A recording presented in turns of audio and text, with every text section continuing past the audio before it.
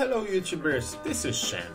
A few days ago, my detailed review of the HTC Desire Eye appeared on my channel, and it has actually been added to the list of my personal favorites. Even though the device is not the Taiwanese manufacturer's flagship, in my opinion it deserves the title. How does the Desire Eye compare to the likes of the Galaxy Note 4? The devices are intended for two completely different consumer groups, and I will attempt to show you the pros and cons of each and help you decide which one will suit you better. So let me start from the build and design. When placed side by side, they appear to be very similar in size. The Galaxy Note 4 is in fact a little wider and longer. It has 153.5mm in length, 78.6mm in width, whereas the Desire Eye is 151.7mm in length and 73.8mm in width. The thickness of both is 8.5mm. The Note 4 is 20 grams heavier than the Desire Eye. Let's take a closer look at the build. On the top of the front panel of Note 4 you'll find the headset speaker, sensors and the 3.7 megapixel front camera. The Desire Eye has a massive 13 megapixel camera module with dual LED flash located centrally that distinguishes it from the others. On the right side from the camera it has a notification LED light, and in a gap between the screen and the body you'll find the first boom sound stereo speaker. The Desire Eye has a 5.2-inch display, whereas the Note 4 a 5.7-inch panel. HTC has no physical buttons, and under the screen you'll find a black stripe with the logo and the second stereo speaker. The Note 4 has characteristic capacitive buttons and the home button that hides the fingerprint scanner. On the left side in Desire Eye, you'll find the hidden microSD and nano SIM card trays, and in the Note the volume rocker. On the bottom of both we have the micro USB port for charging and data exchange, and microphones, and that's also where the S Pen slot is located in the Note. At the top, both smartphones have their headphone jacks. In the Note 4, that's also where the IR sensor and the microphone are.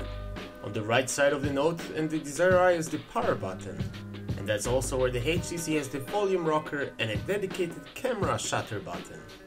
The back cover of Note 4 is removable, and below you have the replaceable battery and micro SIM and micro SD card slots.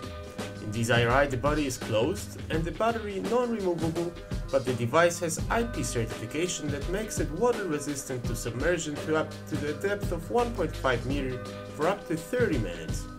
When it comes to build materials, the Eye's body is made of plastic, and we have a beautiful aluminum frame in the Note 4. Thanks to its more compact size and rounded edges, it is the HTC that is more comfortable in the hand, but the Note definitely offers a more premium feel. The Galaxy Note 4 is available with either an octa-core Exynos chip or a quad-core Snapdragon 805. Additionally, it comes with 3GB of RAM and 32GB of internal memory expandable by the microSD card slot. In Desire Eye we have a quad-core Snapdragon 801, 2GB of RAM and 16GB of internal storage, also expandable by the microSD cards. Both devices support LTE, Bluetooth 4.0, NFC, GPS and GLONASS. The Desire Eye additionally comes with an FM radio module that the Note lacks. On the other hand, the Note 4 has the IR sensor, heart rate monitor, fingerprint scanner and supports the S Pen. None of them come with QI wireless charging technology.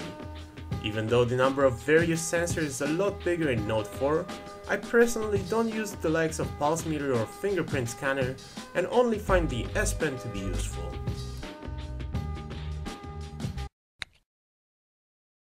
The technical specification is not everything, and very often it is the software optimization that matters more in everyday performance. Even though the Note 4 has better components, it has to deal with almost double the amount of pixels on its 2K display. As a matter of fact, both devices work well, and they have no problems with the newest gaming titles. In Antutu Benchmark, Note 4 achieved around 50,000 points, whereas the Desire Eye about 10,000 points less. I think that in terms of performance it is a tie, as both work well. In Galaxy Note 4 we have a 5.7-inch Super AMOLED panel with 2K resolution and pixel density of 515 pixels per inch. The Desire Eye has a smaller 5.2-inch Full HD Super LCD module with 424 pixels per inch density. Even though it is clear that Note 4 wins in terms of resolution, both devices have very good displays. The colors are well calibrated and the viewing angles excellent.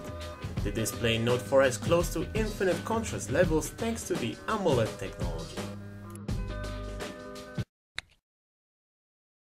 At the time of recording, both devices worked on Android 4.4.4 KitKat. The Note 4 has a TouchWiz skin from Samsung and the Desire Eye Sense 6 from HTC. A few days ago, the Note received an update to the newest Android 5.0 Lollipop that the Desire Eye will need to wait for until the second quarter of 2015. I don't want to bore you with details about every single app and feature of both devices, as you will already find that information in the detailed review videos on my channel. The Note 4 comes with a richer selection of apps and increased functionality thanks to the S Pen. Additionally, features such as the multi-window mode or one-handed use mode make it easier to work on the bigger screen, and the Note 4 will definitely be better suited for those who wish to work on their smartphone. I am sure that because the Desire Eye has front-facing stereo speakers, you expect it to have significantly better sound quality than the Note. Well, this is not the case.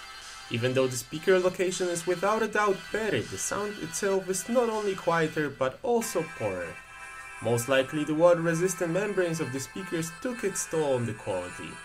The situation does not improve when listening to music on headphones. Although the Desire Eye produces extremely loud sound that causes ear pain, the sound is worse than that of the Note. Additionally, the lack of system-wide equalizer does not let you tune the music to your ear. The Desire Eye comes with quite a small 2400 mAh lithium-ion battery, whereas the one in Note has 3220 mAh. Although at first you would expect the battery life to be significantly better on the Note 4, thanks to the brilliant software optimization, the HTC performs better than most of the competition. During my 30-minute video streaming from YouTube test at maximum display brightness, both devices achieved similar results. The battery level dropped by 9% in Samsung and by 10% in HTC. I think that it was in fact the HTC that performed slightly better in regular use. Both smartphones come with various power-saving options that will help you extend the battery life, and they both also feature quick charging technologies. In the case of HTC, you will however need to purchase the special charger separately, as it is not included in the package. Now let's talk about the cameras. The HTC Desire Eye has a 13 megapixel module with high aperture value at the back and another 13 megapixel module but with lower aperture but wide angle lens on the front. The Note 4 has a 16 megapixel module with flash on the back and a 3.7 megapixel camera in the front. When it comes to their respective camera apps, the HTC stands out with its awesome manual mode that lets you adjust almost all parameters of the picture, such as the ISO or even the aperture value. Note 4 relies on the automatic mode. Both devices come with a long list of shooting modes that you can choose from. Let's take a look at the quality of pictures. The back camera of both smartphones produces very satisfying results in good lighting conditions.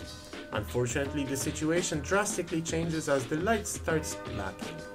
Whereas the Note 4 is still capable of capturing a decent picture, the Desire Eye struggles, and the pictures are grainy and the detail level is very poor.